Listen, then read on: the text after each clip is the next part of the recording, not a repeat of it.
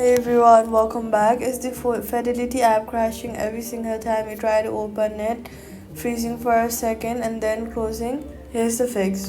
This is one of the most commonly reported Fidelity app issues, and it's almost always solved with a proper full reset rather than just reopening the app. First, swipe up and force close the Fidelity app completely from your recent app. Don't just tap it back on your home screen. Go to your settings, then go to general, then go to iPhone storage and check whether you have free space. Since the app crashes on the launch far more often when storage is critically low. Free up room by offloading a few unused apps if the storage is tight. If it's still crashing, press and hold on the Fidelity app icon, tap remove app, delete app, then tap delete to fully uninstall it. Go to your app store and reinstall it completely fresh, and that's it. Go to your settings again, then go to general, then go to software update and install any pending iOS update.